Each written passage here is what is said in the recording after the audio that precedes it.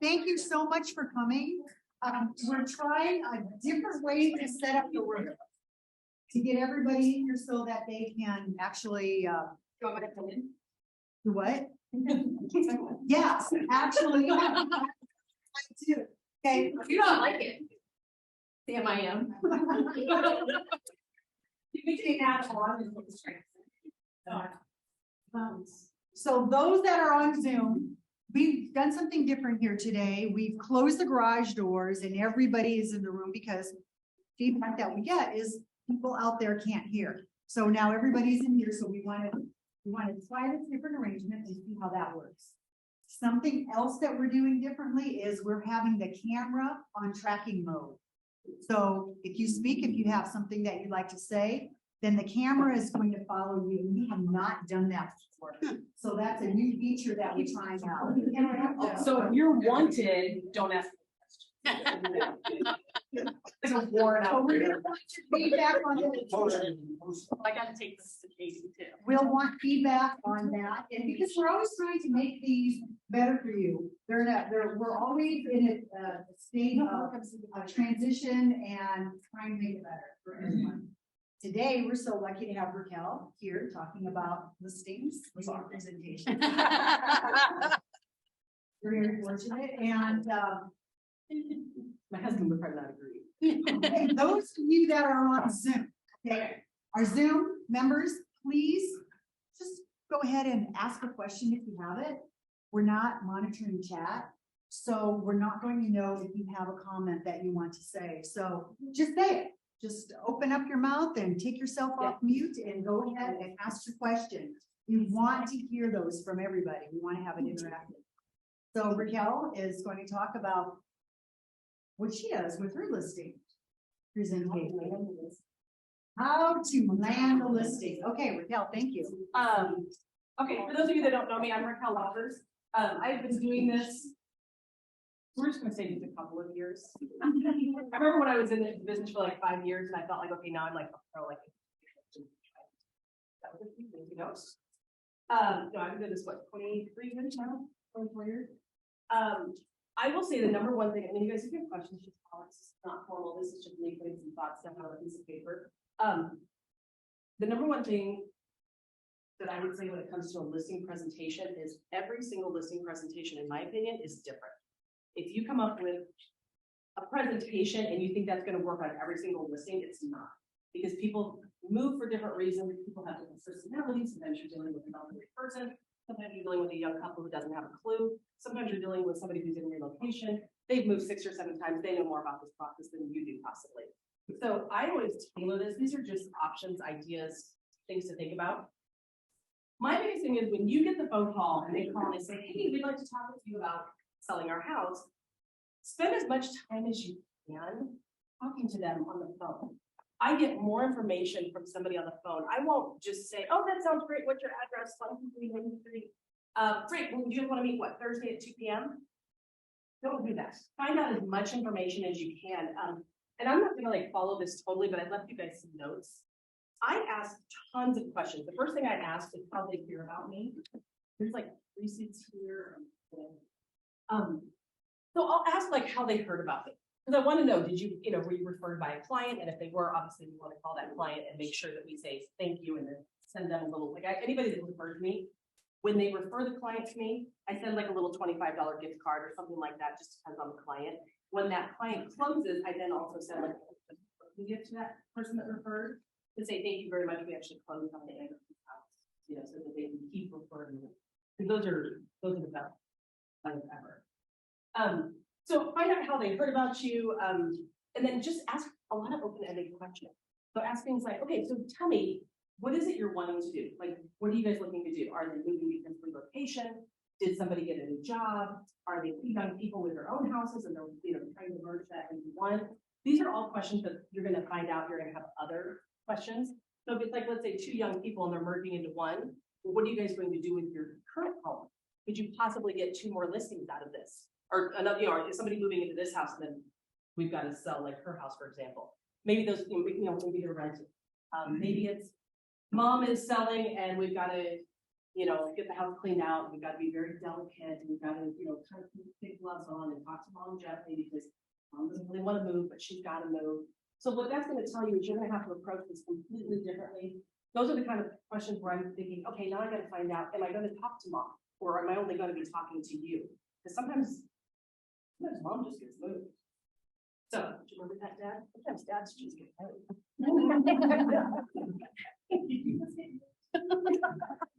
One day you wake up next to Janie and you're like, That's the statement.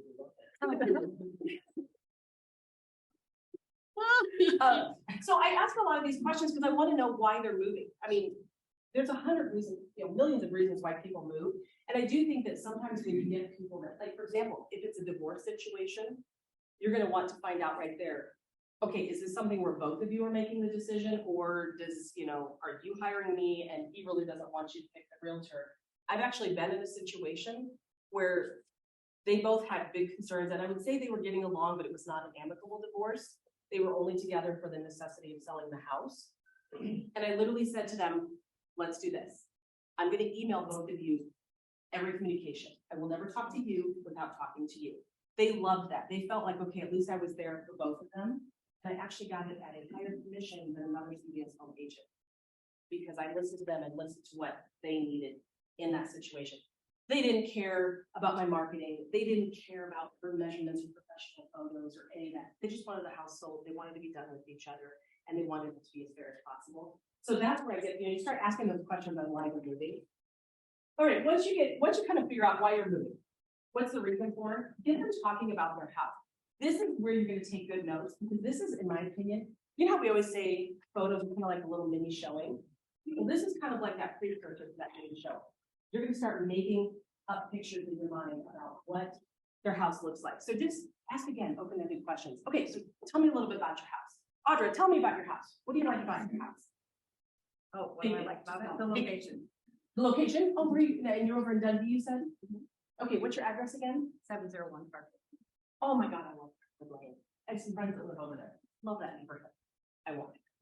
No, I don't. Well, okay, can I pick on you then? Yeah. Okay. Well, okay, hey, tell me about your house then. You guys have what, 3 bedrooms or 4 bedrooms? I'm assuming you guys have a ranch. We have a ranch. Okay. Yeah, 4 bedrooms. Okay. Are those all upstairs or like one in the 3 basement? are upstairs, 1 in the basement. So 3 upstairs, 1 in the basement. Okay. Now, how long have you guys been there again? 14 years. Oh my gosh, you guys been there a long time. You guys done any remodeling to the house, any updates? Currently. You're currently in the middle of it? Whole main floor. Oh my God, and you're selling them. That's amazing. Yeah, I know. Okay, so what you can do is just have a conversation with them like you would if you were at a party or if you were at the bar or just talking with them on the street. Just have a conversation with them and get them talking about their house. Like when they say things like, my favorite is when they go, oh my gosh, we've done so many new things. We put in a new furnace last year, and then 4 years ago we got a new roof. It's amazing. And you're like, good for you. Everybody has a new roof. I mean, I love when people talk about the brand new roof. That's awesome, but that's all you have going for you. You got some challenges. Talk about like when they talk about, well, we completely remodeled the primary bathroom. We used to have this 5th bedroom, but we took it and we made a walk-in closet. You're like, oh my gosh, okay, so did you guys do like all the white tile or what did you guys do? Oh no, we did that Tuscany look. It's great. It's gonna make a comeback. So it's so, oh, you tile countertops in the kitchen. Oh my gosh, my daughter lives in Dallas and those are just the best thing in Texas. I'm like, oh, that's so much fun. So if you start talking to them about what they did, who they used for contractors, you're going to get a feel for what you're walking into. You know, when you talk about, and some people will just be like, well, it's like a 2-story, or it's a 3-story. You know, got one of those walk-up attic things. You kind of have to move along sometimes. You can't have walk-up attics and, you know, a 2.5-story. If it's a multi-level, we all have stairs. If the only thing new that they've done is new windows in the last 14 years, new windows aren't going to bring a whole lot of value with everything else they do. Furnaces, ACs, roof, once they're past about 5 years, if they're not ancient, they're just in good working condition. So these are all notes that you're going to take. Try to get them talking about, did they redo the wood floors? Do you have LVP? Do you have carpeting? Oh, okay, now is everything in pretty good condition? Well, we do have a couple of dogs. Well, there's your first indicator. We might have to get Erickson's involved. You know, you might have to get, don't let them clean the carpets. Don't do that. Just replace the carpet. So anyway, you're gonna get all of these questions, right? You're gonna start asking, have you done any additions? Have you updated the bathrooms? And sometimes they're gonna be very quick, short answers. That's your question. These are people that just want to get to the point. If they start talking about their house, let them talk. Take really good notes. And then I like to do what they call a one-stop shop. So one of the other things you're gonna do is try to get a feel for what's important to this seller. What are you gonna miss about your home? Like, you just said you've been there for 14 years. Oh my God, 14 years. I bet you're gonna miss this place. Oh my God, we're gonna miss it so much. We love the backyard. It's got a pool, it's got a whatever. You start talking about it. Those are things that actually could be little like comments, little signs throughout the house that you can point out to other buyers. Oh my God, you know what we're gonna miss? We're gonna miss under the stairs. We made my daughter like this playhouse area. It's so cute. We even still have the little like half door. Oh my God, keep it. People love that stuff because they don't have kids. That's a perfect thing to like make a social media post about. So just make notes about that. That's something that's unique about the house. That's something that might stand out, especially when you're dealing with like your celebrity type homes. I mean, at some point a split entry is a split entry, right? Like, why is yours so cool? Although, Jane, is it you that have the split entry you're supposed to? That's cute. That's new. That was how you make a split entry look cute. So Raquel, Yeah. question, so when you're having those conversations, a lot of times when they're getting into the descriptions and people think their house is better. They do. They think their houses are fabulous. And I'm sure, do you recommend you bite your tongue on some of those comments like, well, HVAC anything over 5 years? And what you kind of want to do is position that person to actually keep talking about their house and then have a different conversation when they're face to face. I would agree with that. I mean, if the person you're talking with says something like, well, let's see, the HVAC, we redid that 5 years ago. That's brand new. Of course, not again, 5 years is 5 years. Like, yeah, and that's when you can kind of chime in, but you'll know the personality that you're dealing with. I would say some of that stuff for in person. It's kind of like, think about it this way. If you're texting something, there's no emotion to it. You can say the same sentence 5 different ways and come across 5 different emotional ways. So that's the kind of stuff I think I would say for in person. And plus you can use that when you're talking about the overall comparables of the price. Okay, I know you have a new HVAC, but we've got such a dated kitchen and the HVAC is, it's great. It's in good working condition. That's all we want. We just want a house within good working condition. Unless it's brand new, it really isn't a selling feature. And I think those are conversations that you can have when you're in person easier. Now, if they love their HVAC, sweet, I'll give you $500. That's it. That's all you're getting for it. Those are the ones that, by the way, you'll have a cracked TV stream. It's just what it is. Okay, so I just asked tons of questions. Just get them. I'm literally trying to get the best description you can of your house to the point where when you get off that phone call, you can almost go and pick out the pictures or design the house. If you could draw, you could almost draw the pictures. Does that make sense? I've heard a lot of people over the years get phone calls like that, and they literally just go, "Oh, that sounds great. Where are you at? Oh, 123 Main Street. Oh, sounds great. Well, what about Thursday at 2 p.m.?" And they get off the phone, and I'm thinking, you know nothing about this house, nothing at all. Now, when I am on the phone, I do try to talk to people that are listing a home. I do try to talk to them when I'm in front of my computer versus at Target or in my car or, my computer's across the room or something, because I will pull up the Zillow listing. I'll pull up the old MLS listing. I'll pull up the RPR. I'll pull up any data that I can get so that when they do talk to me about that kitchen, I can find out, okay, you've been there 8 years.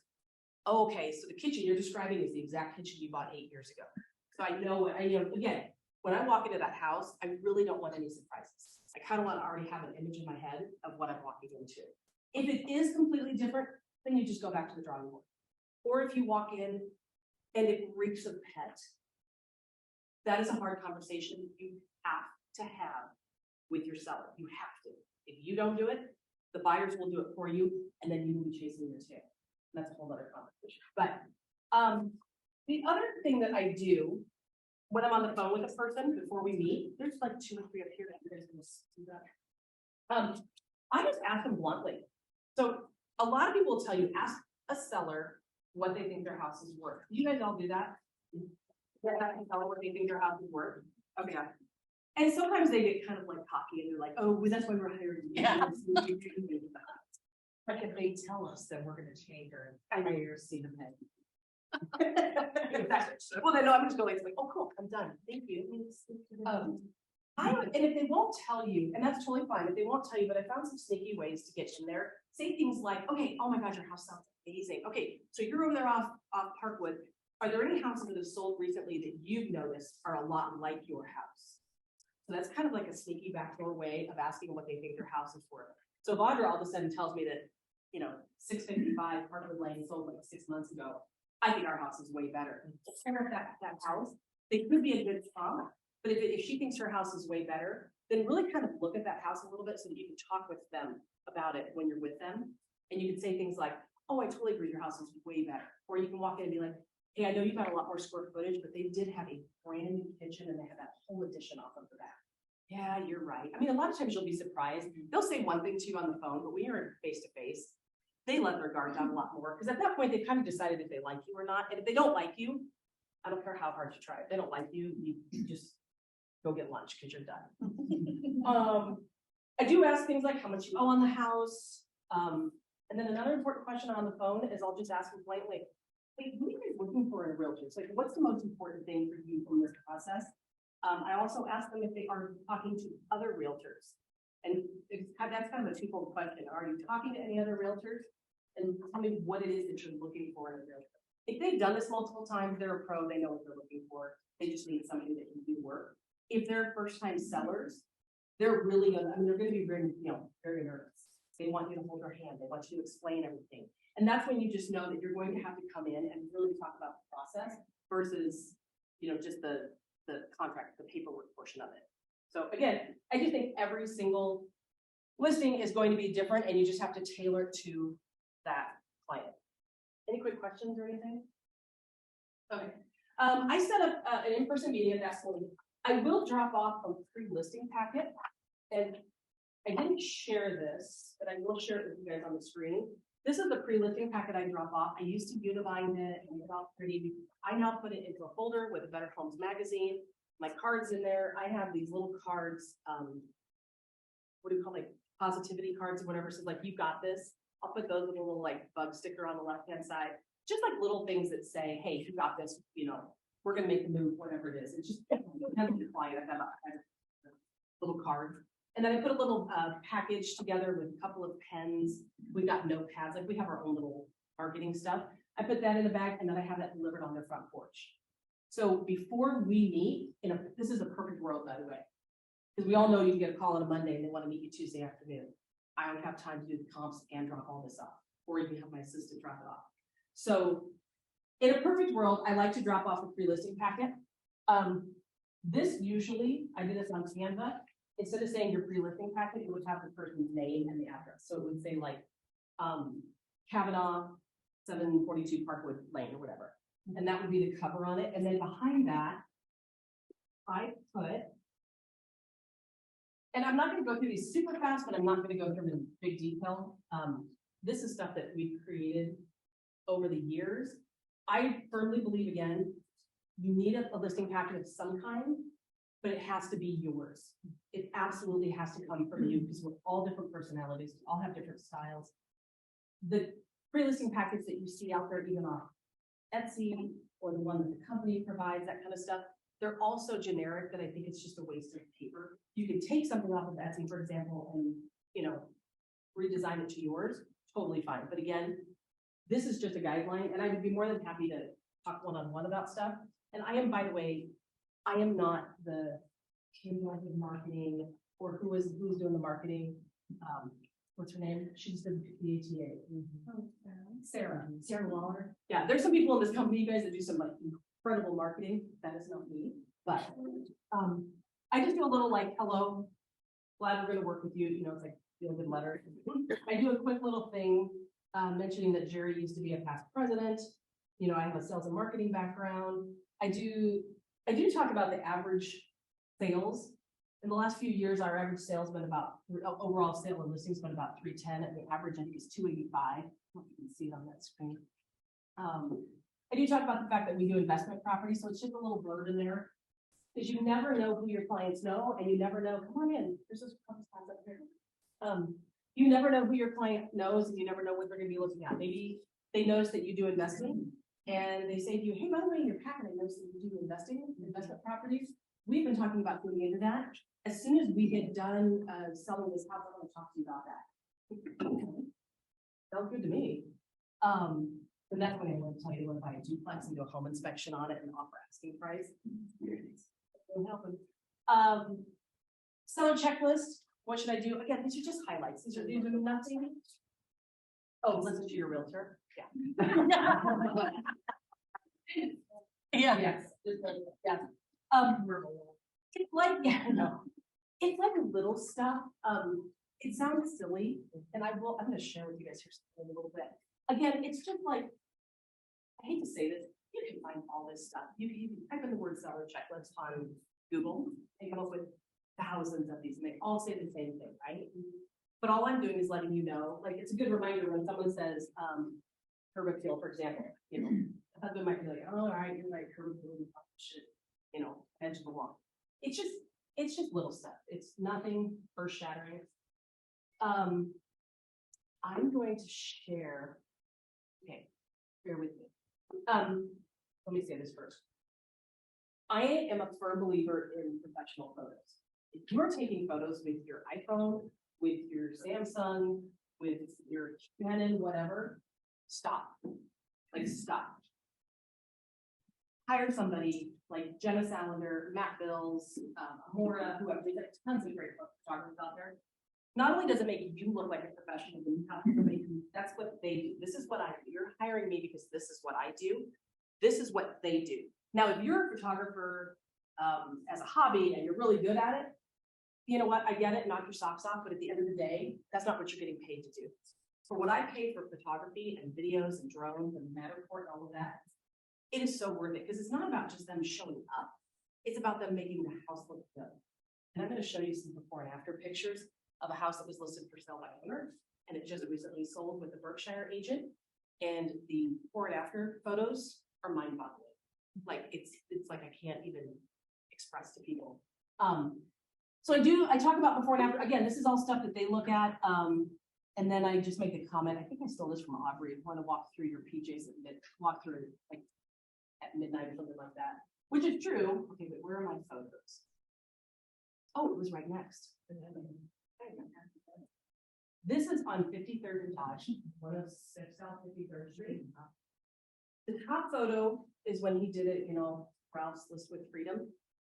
And no, I didn't ask anybody if I could use these photos. I'm not sharing it. So, bottom photo is the Berkshire listing. Oh, wait a minute. Oh, hang on a second. I bet I have to scroll. What is that? Did they paint or is that just the picture? That is just the picture. So you can see here, I mean, his lawn looks nice, right? I do think though, Jerry, do you know, the little 106 that's highlighted, I think that's been added on because I don't think that's there. He had done a lot of great work on the front, and when we Did he put the looked at line it, sign it on? was all over. It was a mess. Oh, it was a hot mess. And now it's all cleaned up. So here are, can you see all of them? The angles are not the same. Oh my God, the lighting, they had somebody come in. For the most part, what I've seen is most of it's all their furniture, but they've had a stager come in or somebody and said, don't push the couch against the corner. Don't do this. Can we move the piano back here? Get rid of the popcorn machine in the living room. And even just the lighting, like this right here, this is why you hire a professional photographer, and this is why you have a stager, or at least get your stuff, you know, get your act together so you can figure out what needs to go. Look how low the ceilings. I know, look, Yeah. super low, and then you just can't get as much. The ankles are. You can't, but when it gets even better, like here's the kitchen. Right. And his pictures that he used, for sale by owner, they're terrible. They're terrible. If you are gonna take your own photos, can you please put toilet seats down? Yes. Here's another one. I have no issues going into people's homes. His bed, you can see it on the left-hand side here. Like, dude, make your bed proper. I mean, that looks like my son made his bed and I should be like, oh, they did move this bed to the corner and they took the headboard down. Did we take the headboard up? No, just. No, I think just it's the headboard down. So it's amazing how just taking the headboard down and moving it makes it look bigger and obviously brighter. This is a pet peeve of mine, by the way, on the dining room table. don't set the table. I'm sorry. I will disagree with everybody on that all the time. Do not set the table. Don't put placemats out. Don't set it up for a fancy dinner, because you know what most dining room tables look like? Homework and bills and laptops and kids' shoes and whatever, and everybody knows that. Nobody sits at dining room table. So that's just, I saw those and I was like, oh my God, this could not be more perfect. You get a professional photographer. That's like, I hate to say like all I can say about that. You could do Matterport. I used to include this in here just so that people know what it looks like. Yeah, you could do an app on your phone. You can do it, but again, I just hire the photographer to do it. It's all done. Jenna does all of my measuring for me. I don't even measure. In the Matterport will measure too. That's something very nice thing. If it's a good, well done Matterport, it'll give you all the measurements and it's within 0.1. So you don't have to go back on Saturday like me and measure, because I have furniture I want to bring in. Yeah. And it's usually a very inexpensive cost too. Yeah. I am a firm believer, you need to do photos for sure, professional photos. I do the measuring, I have Jenny do my measuring, and then I'm switching over to videos more than Matterport, unless it's a big house I really need. Like I had a couple where I'm like, can we walk back through this again, because I'm not sure where I am. If you're talking about a split entry in Carriage Hill or something like that, just do a video. Don't Matterport to me. A lot of people have commented that it's kind of, it messes with their eyes. I don't disagree. I'd rather do a video that's just me. But again, Then too, sorry, didn't mean to. yeah, no. Is I've added, Jenna office another one where they actually do measurements for appraisers. Oh, So yeah. it shows above ground and below ground and it's color coded. And I always include that in my appraiser packet, for the appraiser when he comes to the house. And I talk to them about that. They go, wow, thank you so much. Most realtors don't do that. I've had every single appraiser tell me that. Yeah, you can make them happy. Yeah, pardon me? Who does them? Jen Sedler does mine, yeah. And her I think AGIs. Matt will do them. And she just said, okay. And I have her doing one of you. Jenna, what's Jen's last name? Sealander. Sealander. Sealander. Okay, that's what I thought you were Yeah, saying. yeah. She's great. And she just charges a pass-through pods, so whatever you just charge for, she charges again for. Yeah, they just, yeah. Well, will Matt do measurements? Does anybody know? If you do the Matterport, I don't know if he does. Okay, I think he might just do them with the Matterport. Jenna will do both, all or whatever. She's got a whole Spell her last name. Selander, and her website is Selander.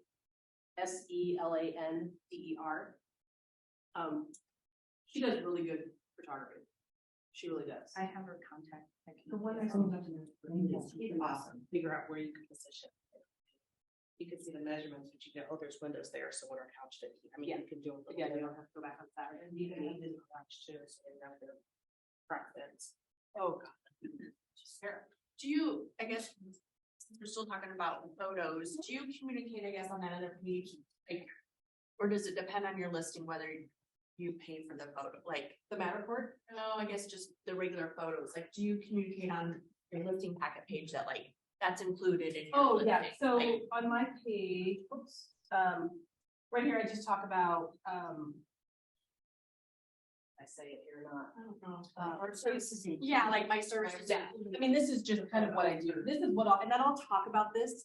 Like, I'll hit the highlights of some of this stuff when I'm in person with them, but we don't have to go in depth about it because they've already got some information. And that might bring up some questions. We're like, okay, well, I noticed this like weird map thing. What is that? I'm like, oh, that's Matterport. And sometimes they don't know that it's called Matterport. So like, oh, I don't like that. That messes with my head. You know what? What I like to do though is I'm going to do a video. That way people can kind of get the music, they get a feel, and they can kind of be drawn through the house. Like, oh, that'd be great. That sounds wonderful. So they already know, a little bit. I'm big on pre-inspections. I really like pre-inspection. Even when the market was super crazy, all my listings have pre-inspection. Now, there are going to be exceptions when you've got people who want to list it like, you know, yesterday, or you've got odd situations. But 9 times out of 10, I like the pre-inspection. I like it so much that I pay for it for my clients. If they pay for it, I reimburse them at closing. Because if you don't sell it, or you sell it to your neighbor, or whatever happens, I'm not paying for it. But I like pre-inspection. A couple of reasons why I like the pre-inspection. Full disclosure to the buyer. I feel like buyers end up offering more money because they've got more information now. They're not guessing. More times than not, you're not going to do another inspection. Most people will just take it as long as it's a reputable inspector. The other thing that I like about it is it's your house. You can make the repairs. If you know how to switch out a grounded outlet, if you know how to do some, close some wiring or whatever, awesome, knock your socks off. It's your house. The minute you put the sign in the yard though, you're really doing work for the buyer. And now the buyer wants a licensed electrician to install a grounded outlet. Okay, that's a really expensive thing to integrate. So at the end of the day, if a buyer has an issue with it, they can have their inspector come in or their HVAC guy come and look at the HVAC, or they can have their electrician do the work that you did or whatever. But I like this. At the end of the day, if you don't want to do anything, you don't have to do anything at all, but we're going to disclose what's going on. If there is something that needs to be looked into, because it's a bigger issue, now you might be able to say, wait a minute, we're going to stop and not list this on Friday. We're going to figure out what's going on with this so that we know what the problem is or what the fix is. I had one recently that had a pre-inspection done on it. We're on the buy side on that one. The shingles were bubbling. So it was a warranty issue with certainty. They went ahead and listed it, which was fine, and they disclosed it because it was going to be another week or two before they had a firm answer. The seller flat out said, look, we're willing to replace the roof if it's not a warranty issue. Like, we'll work with you, but at the end of the day, you need to work with us. My people are like, that's fine, we can, figure it out. And it all worked out fine. It was a warranty issue, it's getting replaced. But those are those situations that why wait until the buyer's involved and then you've got their inspector telling you there's a roof problem? Why not go ahead and get a new roof put on it when you've got a brand new roof to sell in your house? I had one years ago that needed new siding. The only thing wrong with the house was the siding. Everything else inside had been completely renovated. It was beautiful inside. Excuse my language, but the siding on the outside was shit brown and yellow. It is now gray with white trim. It's very pretty. And the buyers found that out from their home inspection, and it was a warranty issue, but it was a nice $30,000 bump for the buyer. So what would have been great if we would have been able to sell that, and the curb appeal would have been amazing. So I love pre-inspections. I think they're awesome. I even pay for them. I reimburse myself. Warranties, I'm not a fan of warranties. Want warranties, go for it. Warranties can be good though if you've got a furnace and AC and all that stuff that's like 12 years old. Put it on there. I don't think that you need them right now, but if somebody wants them, it's okay. And then commission. I nip it in the bud. It's not even an issue with me with my clients. I charge 6.5%. I do all professional photos. I do a video. I reimburse my clients for the pre-inspection at the time of closing. And everything that I do is first class professional. You can get a hold of me. I've talked to clients at 6 in the morning. I've talked to them at midnight. It's whatever you need. I don't advertise that I'll do 6 in the morning and midnight, but sometimes people get off work or they're going to work or they text you, and I try to text people back right away if I get it. I'm not one of those like I get up at 6 and then my day starts at 8. I get up when I get up and my phone's in my hand. Yeah. All of my questions come from past nightmares. Go for it. That's how you learn though. I mean, that's how you once you have a nightmare, you're like, well, we're never doing that again. One time I was trying to be smart, do things right. And I gave them a list of 3. And You would give them a list of what? 3 inspectors because Yeah. I always give 3. And I just tell them flat out, Chad's my brother. I wouldn't refer him if I didn't think he's amazing, but if you don't want to use him, okay. by all means, I tell people all the time, if you don't want to use him because he's my brother. Now, I do have a deal going right now where I'm representing the seller. The buyer came to us via the seller, and I referred the buyer to somebody else, and we're not using Chad on that just because it's too close to home. But so yeah, I would always refer 3. Thank you. Yeah, I would always refer 3. Tell me who you think you would use, but I always refer 3. And these are all 3 that I would use all the time. So yeah, commission, just nip it in the bud. Never an issue. Do you guys remember Mary with Sweat Hogs? Sure. Oh yeah. So when I first got into the business, Mary Johnson. Was that her name? Mary Johnson, yeah. So she did this class, the Sweat Hogs class. I think we did it for like 9. Were you in that class? But Mary Ray Wolf was in that class. So she's so funny. She's like 9 months pregnant. And her big thing was, if you agree to do something, she goes stand beside your decision. And people look at her like, oh my God, I can't believe you're 9 months pregnant. And you're like, flying. She's like, doctor said it was okay. Here I am. I'm missing my kid's baseball game because I made a commitment to be here. And I'm like, I love that. Make a decision and stand behind it. You're always going to have to give something up, right? So she started talking about commission in her class one day, and people do the whole thing like, will you reduce your commission? And she just goes like this. She'll look at you and go, and now that you do, shut up. How many times, and that does work, by the way, Because every time I've done it, I'm like, and you don't say anything, they get uncomfortable, and then they go, okay, it's fine. I mean, it's fine. You know?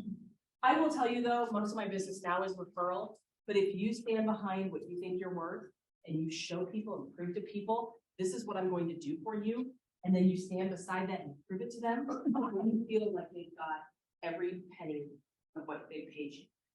I have a client right now that I charge full price. She doesn't want a discount. She said, you're worth every penny. She's a financial advisor. She's one of those that does all of her own taxes and insurance. Her financial brain is amazing. She's like, you were worth your weight in gold. And she bought and sold like 5 times the weight. So I used to do this. I kind of changed how I taught commission. We're unclear on. I don't know. That's go ahead, Trace. Go for it. Yeah, so what I've done is one of my questions I ask them when I start talking to them is, what do you estimate your mortgage payout balance to be? Yeah, so when you go on the house. Yeah, so that way I can do kind of an estimated cost sheet, just a very, very high level one, and I switched to now I talk commissions at this point. Just because they're looking at more of a ledger sheet, and they're gonna understand that we're talking about what's the cost, you know, what do I owe and what's the bottom line, and I feel like Sometimes this number does not matter. It's only the bottom line. Same thing with, back in the day, we'll start to see it again, buyer paid closing costs. It doesn't matter if you're paying 3%, as long as the bottom line is what you want. Don't worry about it. Look at the bottom line. And then I think you have to talk about the value of what you're offering. Yeah, absolutely. I mean, you guys do it however is comfortable for you. For me, it works just to nip it in the bud. And it's not even an issue. And that's not to say that I haven't lost listings, but at the end of the day, if you're looking for somebody to sell your house at the cheapest rate possible, I'm not the realtor to do that. Because I'm not gonna go bust my ass and miss out on dinner or drinks with my neighbors because you need something at 7 o'clock, or you're high level, or you're high maintenance, or you only, you know, it's just, those people just tend to be a lot of work. And if you don't see the value in it, then we're just not good fit. And I'd rather move on and put my energy into what there are. Yeah, I mean, bring it up, and people know. I mean, that's not to say that I haven't discounted my commission or, and here's the thing. If commission is a huge issue, and you ask them why, what are you looking for in a realtor? And you've answered all of those, and you've overcome all of those objections, don't cut your commission. Don't say, okay, I'll do it from 7 to 6 or 6 to 5. 1% is not 1%. It's like 14 to 17% off of your commission. I don't know where you can go. You can't even go buy a car and get 14 or 15% off, right? So just tell them, let's do this. You could do a couple of different things. You could say, look, let's list it at this price. Anything above and beyond that, I'll do it 5%. So it might be 1,000, it might be 5,000. But a couple of deals last year could have been 100,000. But hey, you know, pick up the broker admin fee. Pick up a $350 fee. That is a lot cheaper than a whole percent off your commission, because you're going to work just as hard. I promise you that. So my BAC fee is $495, and a lot of the time I'll say, you know, I'll just cover that for you, and they think $495 sounds much bigger than 1%. And almost every I don't ever get kickback. Yeah. I think it comes down to, I bought a vacuum cleaner years ago at Nebraska Furniture Mart, and I asked the guy for a discount. I got $5 off.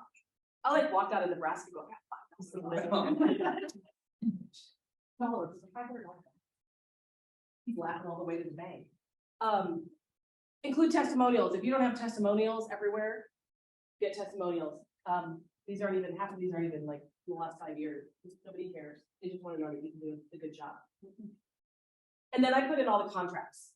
I hate printing that paper out, but I think it's important that they see everything that they're going to sign if they want to read it. I think too many times people send contracts over and don't go over them. It doesn't have to be gone over detail by detail, but I think at least if you give it to them ahead of time, they've had an opportunity to read it. Then when you write the contract, you can ask them, do you want to go over it? Let's talk. We can get together in person, whatever their comfort level is. Do you do the listing contract or all? I do the listing. I do everything. I do. I feel like there's nothing really you can't include. You know, I feel like you're better off putting it in there. It sucks. It's a lot of paper, but it is. And then that's a little bit. Okay, so that's the packet. And I'm not going to go over how to do a CMA only because that's a whole separate class. And that's a little bit more of a one-on-one. And I'd be happy to help anybody if you ever have any questions about it. I just think that being a CMA, you just kind of do that. I will say when it comes down to doing the CMA, I miss it exactly.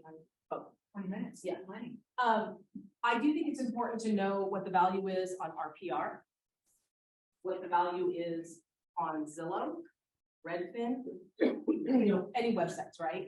Just get 3 or 4 of the websites, because if you go in and you think the house is worth, let's say, well, I have one recently, we're going with 325.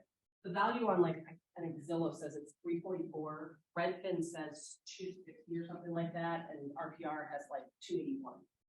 I'm like, it's all over the board. But at least when you go in, they're probably going to be looking at Zillow. So at least you can talk to how Zillow is more like edutainment. It's not real.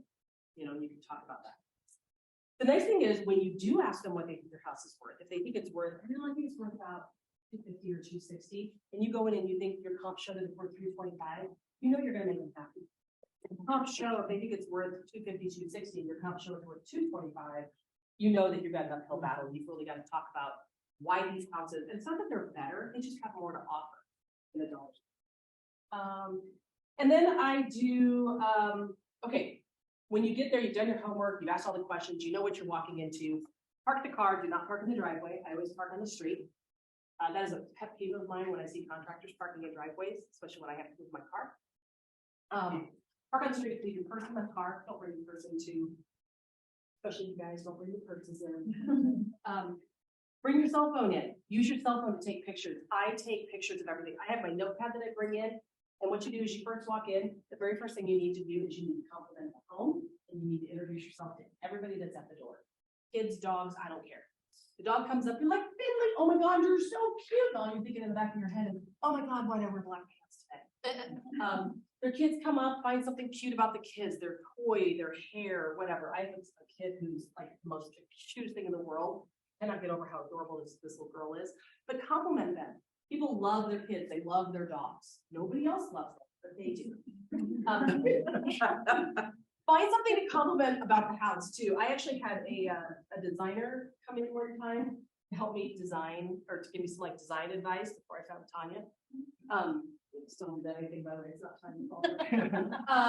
They came in, their assistant that was with them never dropped her coat, never put her purse down, and all they did was look around the house and was they were in my house an hour and said,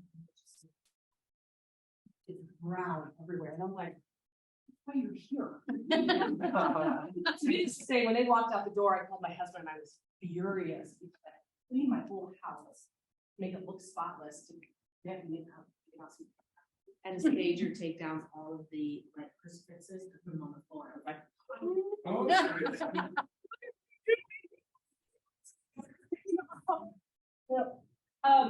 okay, so I walked in, and you guys stand up straight and smile to people. Walking with confidence. Don't walk in scared. These are just people. It's just a house. It's just a listing. If anything, it's practice, right? So walk in, smile, compliment everybody, and take control of the situation. They walk in, they're like, what do you want to do? Tell you what, let me find a place to set my stuff down. Is this okay right here? Cool. So you walk in, you set your notepad down with the phone in your hand. Keep your phone in your hand for safety. You don't need your keys, but if you got your phone, you can call the cops. But hopefully at this point, you have a good vibe. Or at least you forewarn them if you didn't know who they were. Walk in, set their stuff down, and then you tell them what you're going to do. So walk in and say, okay, you know what I'd like to do?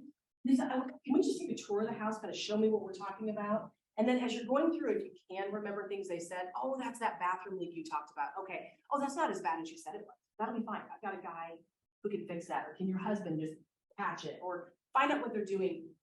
Be careful giving too much information though. Like if you don't know if you're going to get the listing, give a little bit of information. If you don't know you're going to get the listing and they do want to talk to another realtor, because that's what the experts say is talk to 3 realtors, totally fine. But guard some of your information and don't spend too much time. They will suck you dry for every piece of advice you can give them. All you need to do is go through and declutter this. Yep, no, you know what? Those kids' books are amazing. Oh my God, I love their back. Okay, this is great. Can we maybe minimize these just down to just like maybe one shelf full of books and spread them out? Oh yeah, they've got too many books. So just talk to them about it. Give them advice, give them suggestions. Make sure that you have a list of referrals of contractors that you can refer for concrete work, for painting, for window repair, or whatever it is. If it's an older person, let them know, hey, I've got people, we can call the organized, she'll come in here, she's gonna help mom get all of this stuff out of here. They can organize it and have some kind of an estate sale. What do you need? What can I help you with? Let me help you get through this process. Again, every situation is different. All I can tell you is you just have to have all of the resources. You have to take control of the situation and then answer the questions and guide it, you know, accordingly. Does that make sense? Like, I just feel like there's no one way to do this. I do think, I take pictures of everything, which is super fun when I'm going through my phone. Sometimes I'm like, now it's the dilemma. What's rid of those? Then go back to wherever you're at. I like the dining room table, you should sit down, or a kitchen, like a bar of some kind. I hate when they have you sit on the living room couch. So it's like the couch from Nebraska Furniture Mart. They're like trying to get up and out. Talk about the comps at this point. Go over the comps. I don't go over them in like a ton of detail. I just show them, hey, this is the house. Okay, this was like Stephanie's house. You know, oh yeah, I know them. If you know them and they know them, make sure that you guys all know that you know whose house it was. Or this is your neighbor's house right down the street. But if you look over here, you'll see that had a brand new kitchen in it. They did that addition. You'll get a feel. They'll agree with you. And once you're in person, they're like less guarded. They're more agreeable to what is good about their house and what is bad. Go over the comps. I always come up with a range. So I'm thinking based upon these comps, you guys, your house, we're looking at that 325, maybe 340 price range. If it is super cluttered, or if there are repairs that really need to be done that could affect the value, I think the best thing to do is you give a range and say, but I think before we come up with a final price, we need to see the final product. So the basement's great. You guys have a lot of space down there, but we've got to really show the house and not the stuff. Like, your kids did not need to get every toy in Toys R Us.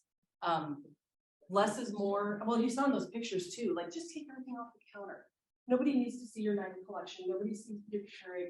Nobody wants to see all of that. I tell people, you have to live here. This is your house. If coffee is important to you and you need coffee every day, that's great. If you're not using the mixer, can we put it away? Can we put it in the basement? Can you just live without this stuff for a week or two?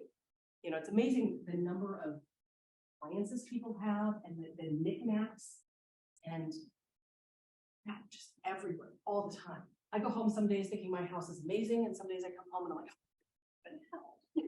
what the hell? Photos, though. I know people have heard over the years, if it has a face, get rid of it. I disagree with that. I think if you have a wall over here and grandma's got every grandkid and the kids from high school and all the babies that are being born and there's 5,000 photos, yes, we need to just get rid of that whole wall. But if there are photos sitting around with the family, and there's family vacation, I love that, because then what happens is buyers come in and they feel like it's a family home and there's good memories and there's good things happening here. What you don't want is you don't want them to go look at this wall of photos and start to see if they know anybody. Because if they're looking at the wall of photos, they're not seeing the house. So that's what I tell people. And again, at the end of the day, you have to live in this house for the next week, 2 weeks, 6 weeks. Let's clear it out as much as we possibly can. If you have to use the garage as storage, that's great. Use the garage, organize it though. Don't just throw everything into a pot. Put it in boxes, put it in totes. I have a question on pricing. I don't know if you're gonna circle back to it or not, but let's say you give them their range and it's 340, 360, and they're like, oh, we want to list 375. You look at everything. Will you concede with some? I would ask them why. So tell me why you feel like it's worth 375. Now I will say, I just had a comp the other day.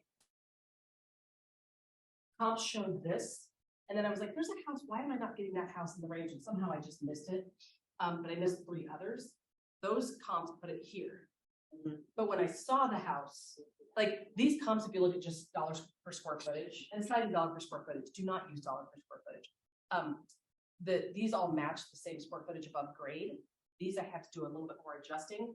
But when I saw the house, I'm like, I just don't think that you're the caliber of this house. And they agree. But I think when you've got somebody who said, well, we really want to, you said 350 per comp, we really think it's worth more like 275. I would want to know why. Show me the comments. At the end of the day, if you have to do that, I would rather, if they're willing to list with you and they're willing to be reasonable, you could do a couple of things. Some of the things I've heard in the past are you could do an automatic price reduction after, 30 days. If you're on the market in 30 days. Yeah.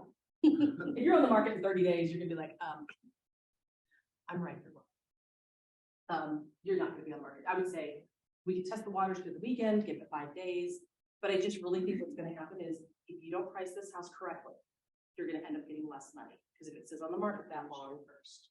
Yeah, I think that the houses that are overpriced end up getting less money. And why do you want to be on the market for 2 weeks or 3 weeks in the market that's, 5 days or less?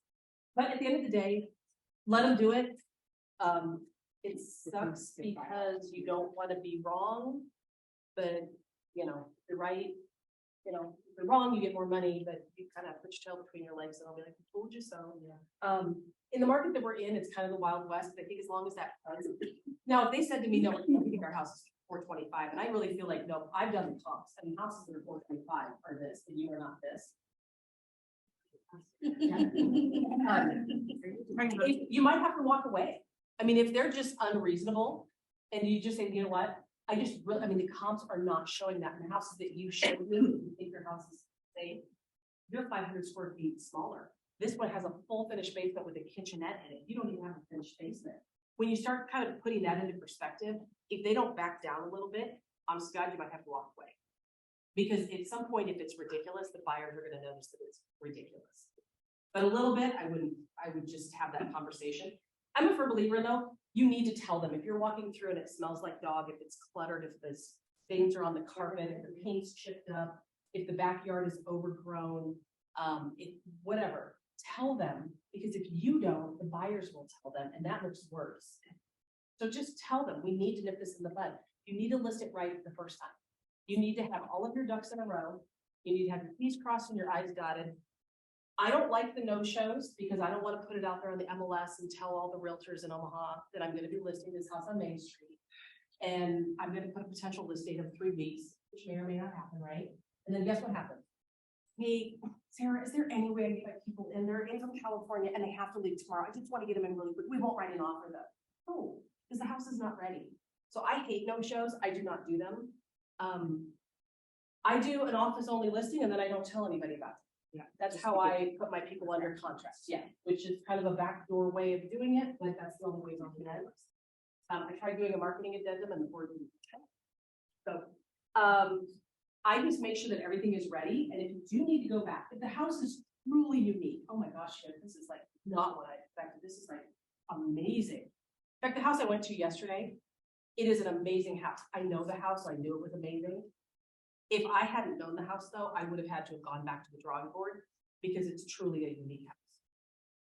But if it is truly unique, if it's better than you ever thought it could be, or it's got more amenities, or that backyard patio is like, oh my gosh, okay, that's high end. I really need to go back and kind of tear these apart a little bit more. Just tell them, hey, I think we're kind of in that 340 to 350 range, but let me go back to the drawing board, you guys, because I just think that your backyard is so much better. Your kitchen is a much higher end caliber than these kitchens were. And you might have to go and call some realtors and, look at the photos a little better or whatever it might be. That's okay.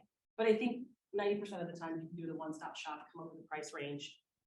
More times than not, sellers are in agreement. They know. And if they don't have a clue, they'll listen to you. So how far back are you going right now?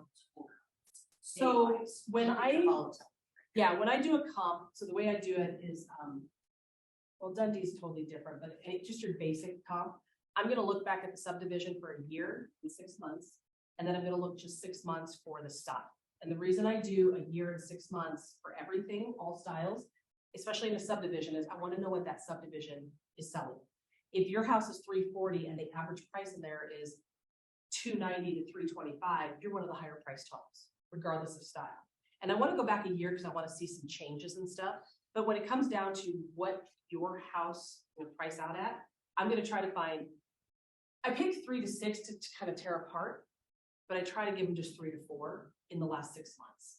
And then if I can't go 6 months, then I'll go 6 months to a year. But we all know this. Sometimes there's a house that's identical to yours. It's the same floor plan. It's the same footprint. It's whatever. This sold 8 months ago. I'd rather use that than a house that's sort of like yours that sold 5 months ago because they're not. But again, when you're dealing with split entries, basic ranches, whatever, they're all interchangeable. But if you get into like District 66, a ranch is not a ranch is not a ranch.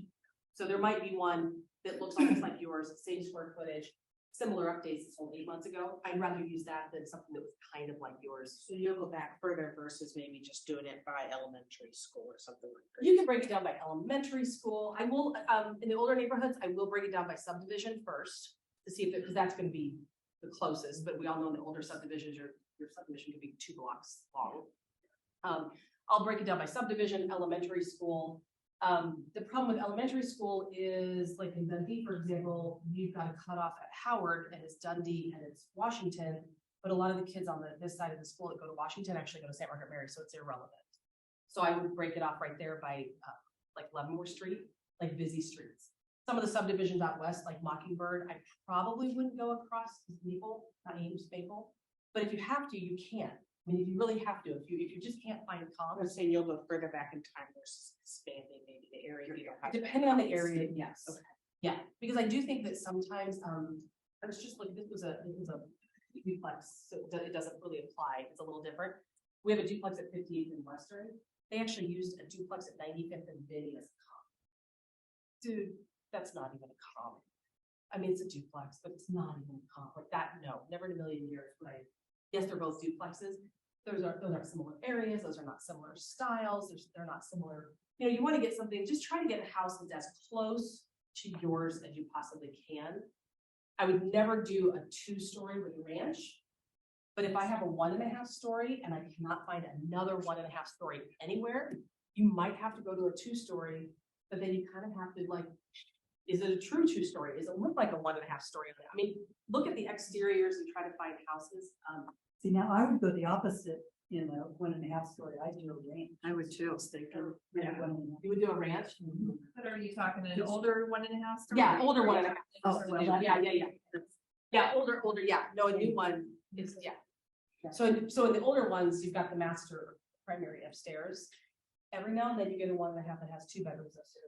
Yeah, and again, see, that depends on where you're at. I think the key thing is you just want the house to be as similar to your house as possible.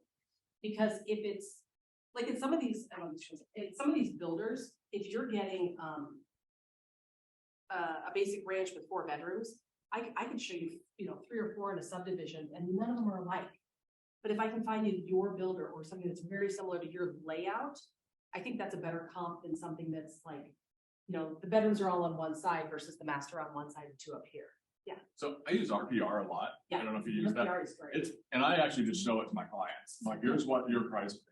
And like your house, because you might need new carpet, this is kind of where we are. If you need new carpet and new kitchen, we have to come down. And if you're all up to date and like it's a brand new house, we can move up. And a lot of the times too, I get those people who are like, oh, I want a list here. I'm like, here's the comps that I have. I want you to tell me, look at these pictures. How does your house compare? And then I put it right back on them. Most of them come around, especially in these really unique floor plans. There's very few comps. It's a bar that Right, exactly. But it's surprising though, like once you put it back, your kitchen looked like this kitchen. Well, and that's why I do it. I'm like, I normally say, these are the houses you're going to be competing against when you go on the market. Do you think that house at that price? And I put it that way. You have to ask them the questions and get them making the decisions, or at least letting them think they made the decision. Yeah, and I'm a big fan of Moxie for the seller presentation for that specific reason. Well, number one, I think it's the level where a buyer and a seller can really relate to the information. I think it gets great photos. And I think it dumps all of that information from the comparables and side by sides on Moxie. I think it's great.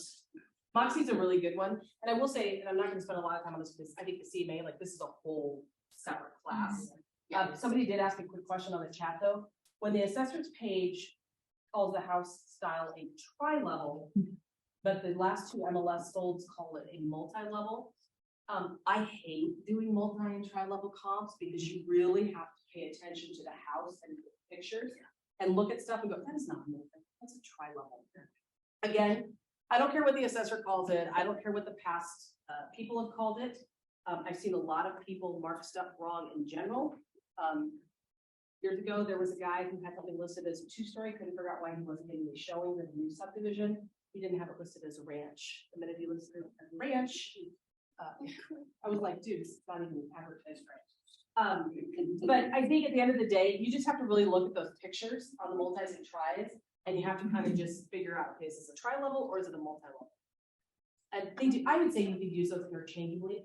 Again, you kind of have to look though and find, are these the same layout? You know, because you can have one tri-level might sell for $20,000 more than the other 3 multis, but if your multi-level is so nice, and that's why that one sold so much. You know, multis are trying to hard, but yeah, I would just, doesn't matter what it used to be, it's just what it is now. Raquel. Yeah. Question for you. I've heard opposing schools have thought about this, and I'd just like your opinion. When you're doing a CMA and you're pricing a home, do you price it for what the actual fair market value should be, what you know it will be, or do you price it for where you think it'll sell? I would say for what I think it's gonna sell for. You do. Because how many times have we seen a house that sells and you're like, what? Where did you get $425 for that little thing? We had a house a couple of years ago on the corner of 50 Donna's house, 56th and Howard or whatever. She had a high-end kitchen. I mean, most of the people are putting in your stock cabinets. These were high-end custom kitchens with a full Viking. She had a pool in the backyard. She probably had $75,000 worth of landscaping plus the pool, right? She had vaulted ceilings. All of the comps showed that thing probably should have sold around $350. And we were like, not gonna have it. Because what kind of value do you put on a pool? What kind of value do you put on the high-end kitchen versus a really nice kitchen? I mean, how many kitchens today are high-end, but they're darker and everybody wants white? Well, I hate to say it, most people would rather take a cheap white kitchen because it's new and fresh and modern over high-end wood. And I'm over here going, high-end wood. So at that point, we're like, I think the market is staying and we sold out. Okay, so dial it back to a try in Maple Village. You guys- That's really cute, and Those houses I go with where I think it should sell at, because that's where you're going to start getting competing offers. You just have to push it to the competition point without going over. So, Yeah. I think if you get something like that, and it's, your comps are showing you 215, 218. You're like, you know what though, this market, there's not, and this is something else I do. I print off and I look at all of the actives because I want to know what your competition is. And that's not just your area though. I'll print that off and I'll say, okay, everything east of 72nd Street, not just B, everything east of 72nd Street in this price point. I might even go out to like 120th. Tell you there are 2 houses on the market. So if we're looking at 215, 219 or whatever, let's just put this at 220, 222, 225. I do bold numbers, by the way. 220, 225, but I'm not doing this 444,999 stuff. Okay, so yeah, I think when it comes to pricing, you just have to have a conversation with your seller. You've got to price it. I price it at market, what I think it's going to sell in the current market that we're in. And the market today is not the same market that it's going to be in October. yeah. Or even next month. And that's why I asked how far you go back. It just depends on the house. I like 6 months, but I'll go no more than a year.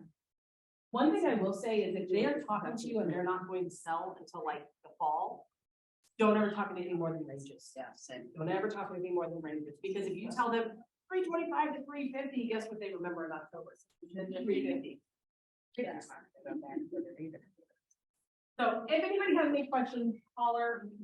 Raquel, you had a page up that you went backwards, where it was kind of like a what comes next, that was interesting. On my existing packet? No, it's the other way. Yeah, it was right after. Okay, so these, for those of you that want to stay, as soon as I get, here's, and I'll tell this really quick, and you guys can stay, I'll stay if you want. When I list a house, my number 1 rule is do not put the sign in the yard until you are 100% ready to go. Doesn't mean that everything is done that you want to do, it's just, can't do it if we're not doing it. We're not gonna go put the sign in the yard and then tell everybody that there's gonna be new carpeting on Tuesday. Nope. We're gonna get the new carpeting and then we're gonna put the sign in the ground. If you are not ready and you don't have all of your T's crossed and I's dotted, you're gonna be chasing your tail once that buyer gets involved. Nobody needs another person making the decision. So I want to know everything that we can and can't do, what we need, what we have to have out of this. But when we list it, we get the buyer, we know what we can and can't accept, right? As soon as we get the listing agreement put together, the very first thing I do, and these are all pre-set up emails that I have. I modify them a little bit because obviously, sometimes the earnest deposit gets, right away. Or I had one recently that was paid to the seller immediately, for cash immediately. Tom didn't like that, by the way. Yeah. Too bad we already had it cash, sorry. But so I obviously changed it, but I sent an email out right away and I added in the closing date and the price. So then like, hey, congratulations, we got everything put together. Then I have other emails that I put together. When it gets closer, a couple, 3 weeks out or whatever, it just depends on the closing time frame. I'll send out one for utilities. And I don't have these pre-set up because I touch all of my files every single day. I don't know. I feel like if you set them up, I'm not on one of the big teams where I've got all of these and everything's automated. A lot of it's automated. It's just that when I'm touching I'm touching my files literally every single day. I'm thinking about what needs to be done. And I know that, okay, tomorrow I'll send them the utility to remind them to call the utility. I have closing and walk through what to expect so that they know. I have one for the buyer and one for the seller. And then I always have quirky little things like that, you're off to new adventures. And then I ask for a review. I usually wait, depending on the client situation, I usually wait a couple of days to send it out because it'll just get lost in the shuffle. If they've got a moving van full of stuff at their new house and they're still trying to, I just wait until the dust is settled. I would say I've shown your listings and they always look really nice and I love the little notes. Well, I was gonna say, I do also. Yeah, they look so great. I did, So I have cute. little check cards that I make that I put on cardstock and I just set them around the house to remind people of what's in the house. Sometimes it's a struggle. Yeah. You're like, nothing. This one was fun. There was a walk-in pantry in the basement, which is so cool. So we're like Costco runs are fun. So this was actually hung on a door handle. So it's not just a closet, like open this up, because if you open this up, you're gonna find an entire room. This was the little girl that had the playhouse under the stairs. She said, look inside, you know, you're gonna love it. This was my seller who had a train system all set up in his basement. Please do not touch. It is not a toy. We had about 6 of these up. You know, I mean, I just make them up on Canva. Welcome, pick up your shoes as maybe your home. I'd like to do things like, hey, if it's muddy outside, don't be a dumbass, but. I do have a truck driver's mouth, but I have a hard time when I talk to my clients and posting things. I don't. I have a hard time with that. Once I get to know my clients, though, it's free for all. But I won't do it in my marketing and stuff. I mean, if it's your personality, go for it. I just can't. I just think that it's important to point things out. And people love those little, like you guys were saying, they love those little tag cards. It's just a little thing that you're walking up the stairs and you're like, you know, especially in the older houses, these linen closets, some of them you open and you literally step in. Yeah. And I'm like, sitting there going, oh my God, I want this house open. You know, yeah, you wouldn't know it unless you open it. A lot of people don't open cabinets. They don't open closets. And if you want them to, put a little sign up that says, open me or something. We have a. Those corner lazy Susans that are tucked into the back, you open it, they all pulled out multiple layers. Yeah, you get like, the one I went to yesterday, if I wouldn't have known it, I would have thought the cabinet door was just a tall cabinet. It was a hidden walk-in pantry. So you open that, I mean, well, it pushes in, when you push it in, I mean, it's 5 feet in and 4 feet wide. I was like, in Dundee, in Dundee, a walk-in pantry is amazing. You go out to West Omaha, you're like, oh wow, we got a walk-in pantry. You're like, yeah, so find things, but number one, you guys compliment your people, compliment their kids, look them in the eye, take control of the situation, be prepared, cross your T's, dot your I's. Don't let them take control of the situation. I know they want to list it on Thursday, but if they're not ready, you're going to be a much happier seller and you're going to be a much happier realtor if you guys get all of your, get all of your information together so that you know what they can and can't do and what they want. Like even closing date. What do you want for a closing date? Well, we have to close April 28th, no exception. Okay, cool. Now you know that if somebody wants to close May 15th, that offer is not going to work. If they can't close sooner, then maybe you have to go with the other offer and leave some money on the table, or you have to counter it. And that's the stuff that you need to know. And by God, you guys, by the way, if you need closing in possession, put it in the comments, at least the agent remarks. There's nothing worse than getting an offer put together and then you come to find out later your buyers have to do closing in possession.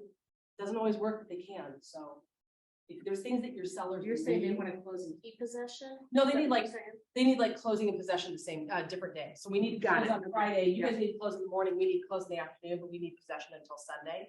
I'm totally fine with it, but it doesn't always work for a buyer, especially once the contract's accepted. That's the kind of stuff like, if you have certain things that your sellers really need in this market, just put it out there. Don't agree to something and then change it later. Because if it's not changeable, you're gonna have some really unhappy sellers and it's going to be your fault. And as the buyer's agent, read the MLS. Well, it's not, I was a buyer, they tell us what it didn't happen, and it all worked out. But it's just, it's a lot of extra. If there's something that you need, just put it in there. If you close everything, put it in there. You might have to put a separate addendum, you might have some extra disclosures on. Just put it in there. They say put it straight. I do it. Yeah. Well, don't you have to do a post occupancy though? Yeah, you can, but it's just when you Just agree to to make sure everybody's when you covered. agree to a date. And then everybody's excited Yeah. about that date, and then like, oh, by the way, we need you to close. And then not have possession till Sunday, it's fine. But there are some people that don't wanna do that. Yeah. And if they did wanna do that, we have an agreement that says we're closing it now, you have not controlled the situation. I mean, Yeah. the seller, it's probably gonna be upset with you when that could have been avoided. It could have been discussed, disclosed, and agreed upon right the first time, and then you don't have to. Once you get it, it should be smooth. The only thing that should ever be a hurdle is stuff that is totally unknown or like, oh my God, I totally forgot to tell you, honey, I was married before and the ex-wife bought the house. That's the kind of, that shouldn't happen either.